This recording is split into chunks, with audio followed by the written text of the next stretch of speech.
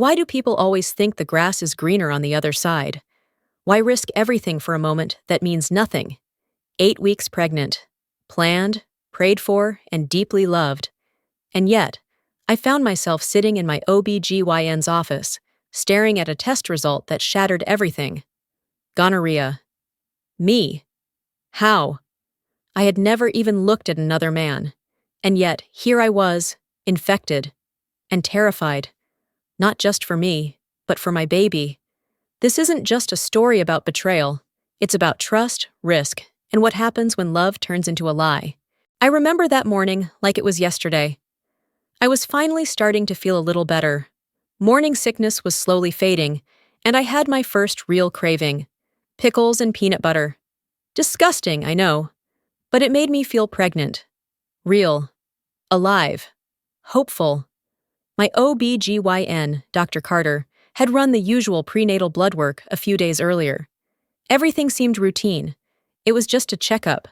She walked in with her usual calm, friendly smile. But this time, it didn't reach her eyes. "Hey, Madison," she said gently, pulling up her stool beside the exam table. "We need to talk about your test results." I felt my stomach knot. She paused, then said it plainly. "You tested positive for gonorrhea." Everything froze. My heart thudded in my ears. I stared at her like she'd just spoken a language I didn't know. "Are you sure?" I asked, my voice trembling. There must be a mistake. I've never cheated on my husband." She nodded, calmly but firmly. "I believe you. But these tests are rarely wrong. We'll retest to be sure, but it's important we address it now, especially because of the pregnancy." Before she could say anything else, my mind spiraled. Gonorrhea? From where? How? Jason would never. No, I stopped myself. I couldn't even think that yet. Instead, I did what any woman with a phone and anxiety would do. I went home and Googled everything. And I mean everything. Every article, every forum, every worst-case scenario. I read horror stories about miscarriages, about birth defects, about babies born with infections in their eyes and lungs. I didn't sleep that night, not a wink.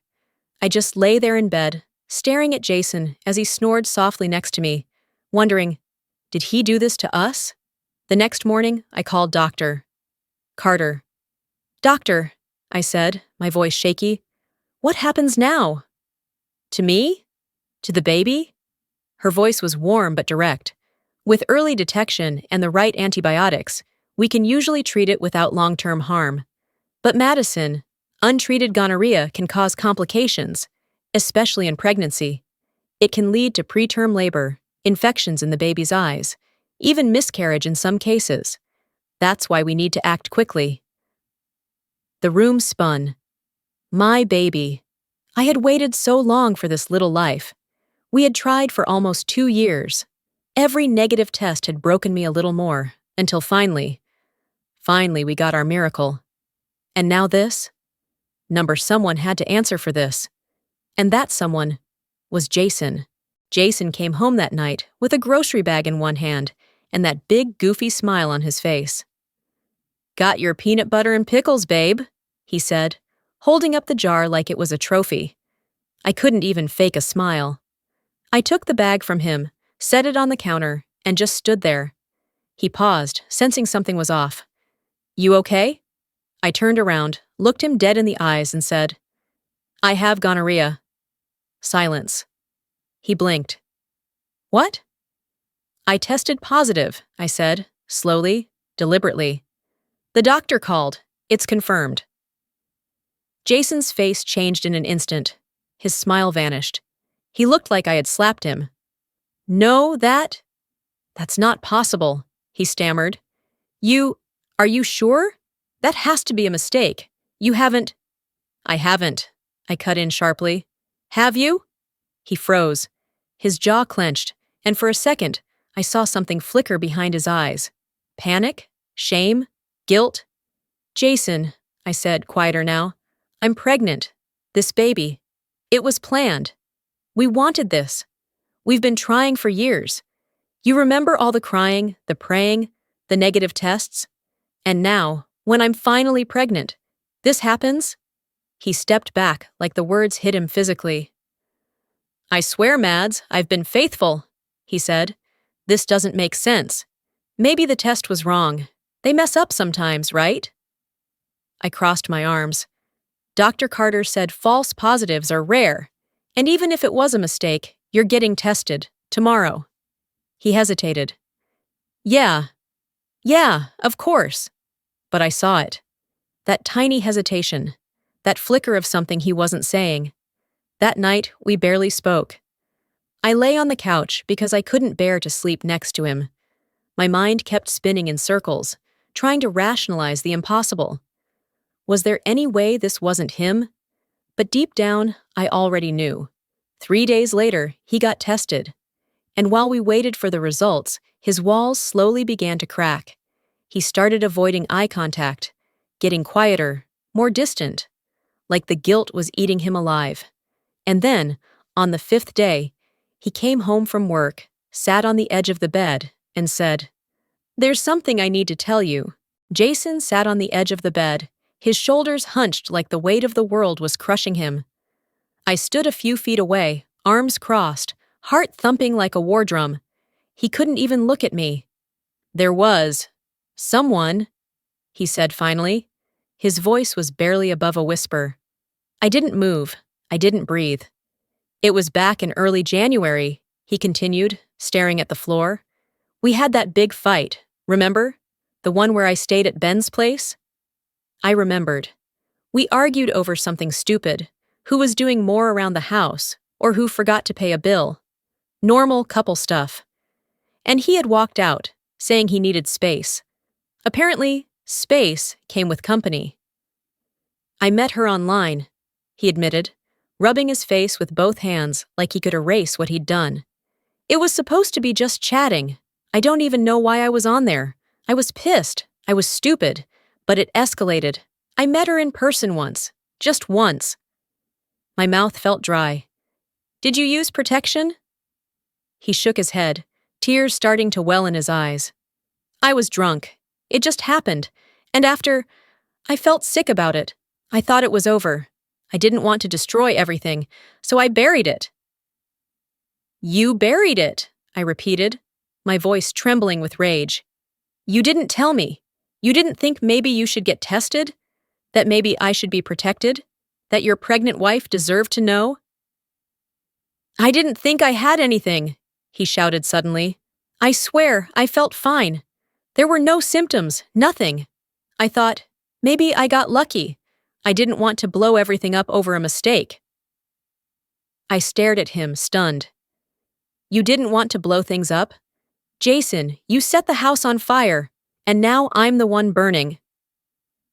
He broke down, crying into his hands, but I couldn't comfort him.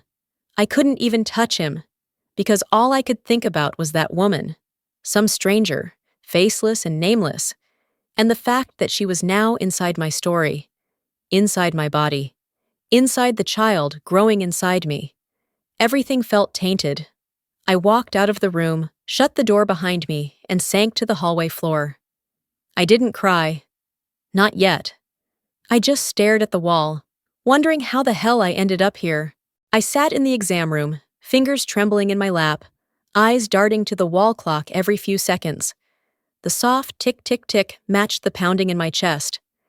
Dr. Carter stepped in with her usual calm expression, clipboard in hand. Madison, she greeted gently. I got your message. I know things have been difficult. That was one word for it. I nodded, swallowing the lump in my throat. I just need to know, what does this mean for the baby? She sat across from me and folded her hands, her voice measured but not cold. Gonorrhea during pregnancy can have risks if left untreated, especially in the 2nd or 3rd trimester. Things like premature labor, low birth weight, even infections in the baby during delivery. I felt like someone had punched me in the gut. But, she added quickly, you caught it early. And we've already started treatment. At this stage, 8 weeks, the risk to the fetus is extremely low. You've done the right thing by coming in and following up. I let out a breath I didn't know I was holding, relief mixed with guilt and panic.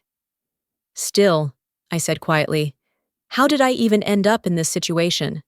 I've never cheated. I've never been with anyone else since Jason. This was supposed to be the happiest time of my life. She looked at me with the kind of empathy only a doctor who's seen too much can give. You'd be surprised how many women I see who come in during pregnancy and find out things they never expected. It's not your fault, Madison. None of this is. But it was my life now, my pregnancy, my baby, and a future forever stained by betrayal. I hesitated, then asked the question that had haunted me for days. Will the antibiotics affect the baby? She shook her head. We're using medication that's considered safe during pregnancy. You're already responding well to it, and we'll monitor everything closely. I nodded, feeling slightly steadier, but then she asked, do you feel safe at home? It threw me. I hadn't thought of Jason as dangerous. He was broken, maybe. A liar, definitely, but not violent. Still, I paused. I don't know, I whispered.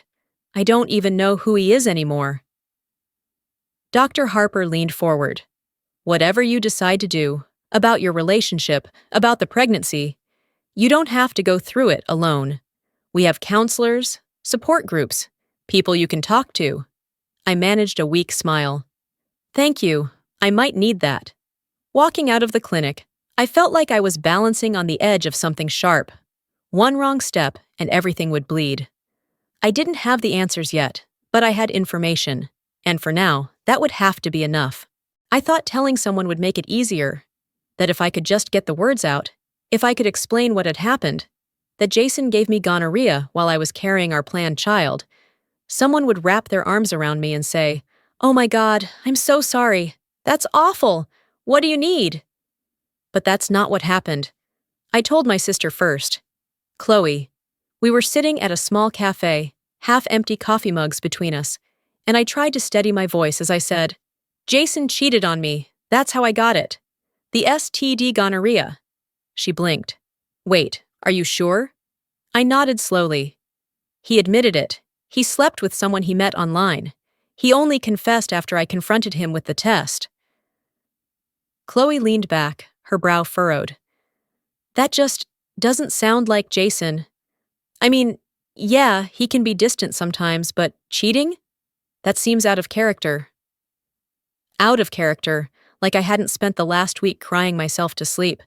Like I didn't have the test results in my purse, folded so tightly they were practically shredded. Then came the real gut punch. Are you sure he didn't get it from you? She asked, her voice hesitant but cutting like a blade. I just stared at her, my mouth slightly open. You know I haven't been with anyone else, I said, my voice shaking. You know that. I'm not accusing you, Mads, she said quickly. It's just, sometimes tests get mixed up, or people make assumptions. Maybe it was a mistake. Maybe he didn't cheat. But he did. He said the words himself. I slept with her. I don't know why. It was just once. And yet, even with that truth, people still doubted me. My mom was worse. When I called her, I barely made it past, I'm going through something, before she launched into how men have needs, and pregnancy is hard on relationships, and maybe I was too emotional right now. Too emotional? Was that what they all thought? That I was some hormonal mess inventing infidelity? I felt like I was screaming underwater. No one could hear me. No one believed me. I was pregnant, betrayed, infected, and somehow still the one being questioned. At that moment, I stopped telling people. I stopped explaining. Because what was the point of speaking the truth if no one wanted to hear it? So I did what I always do when the world shuts me out. I shut it out first. I turned inward. I stopped answering calls. I stayed home, alone. Just me, my thoughts, and the baby growing inside me.